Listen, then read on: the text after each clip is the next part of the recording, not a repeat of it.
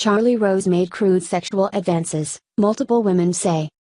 After allegations surfaced Monday that the longtime television host Charlie Rose made crude sexual advances toward multiple women who worked on his show over a dozen years, CBS suspended him from its morning program and PBS announced that it would no longer distribute his long-running nightly interview show.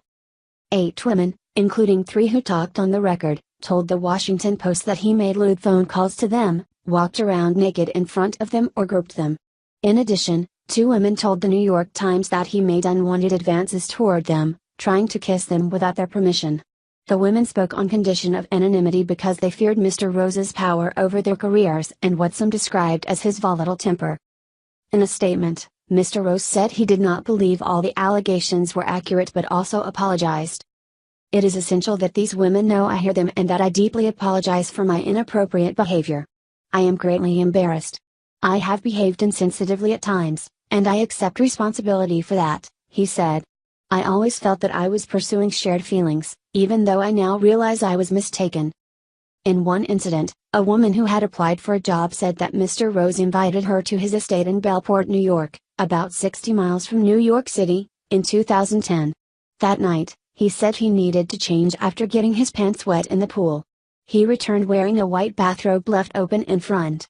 Mr. Rose wore nothing underneath, the woman told the Post, and eventually tried to put his hand down her pants.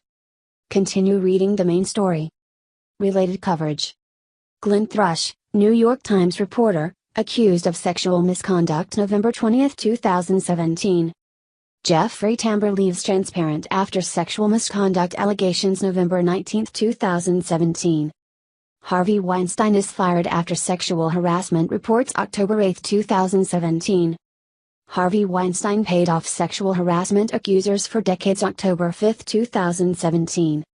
The woman, speaking on condition of anonymity because she found the experience so traumatic, also described the incident to the Times.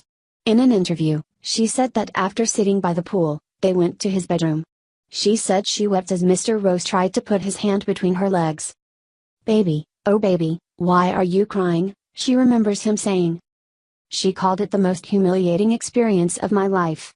In the years since, she said she has felt ashamed, and felt she should have done more to get away. "Why didn't I hit him? Why didn't I run inside? I was completely racked with guilt and self-hatred." Kyle Godfrey Ryan, one of Mr. Rose's assistants in the mid-2000s, told the Post about at least a dozen instances in which Mr. Rose walked nude in front of her while she worked in one of his New York City homes. She also said he repeatedly called her to describe his fantasies of her swimming naked in the Bellport pool as he watched. "It feels branded into me, the details of it," Miss Godfrey Ryan said. Ree Bravo, who started working on Mr. Rose's show in 2007, told the Post that Mr. Rose had groped her in the back seat of a car more than once. While in Indiana for a speaking engagement in 2008, Mr. Rose summoned Miss Bravo to his hotel room and then emerged naked from the shower, she told the Post. The allegations about Mr. Rose are only the latest against a series of powerful men, many of them set off when women spoke out for a Times investigation into the Hollywood producer Harvey Weinstein. Mr. Rose has been a ubiquitous force on television for decades, launching his interview show Charlie Rose in 1991. Getting on the Charlie Rose show was a coup. For celebrities, it was a sign they were smart. For more wonky types, it made them celebrities. The show is produced by Mr. Rose's independent television production company and distributed nationally by PBS and Bloomberg.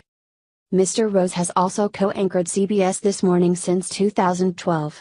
Although many people in the industry initially questioned CBS's decision to put a then 70-year-old into the anchor position along with Gayle King, the show has proved to be enormously successful for the network.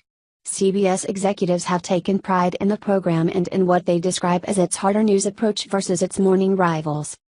Mr. Rose has also worked as a correspondent on 60 Minutes and substituted as the anchor of CBS Evening News. None of the allegations were about Mr. Rose's behavior at CBS. Shortly after the news broke Monday, all 3 media companies associated with Mr. Rose announced disciplinary action.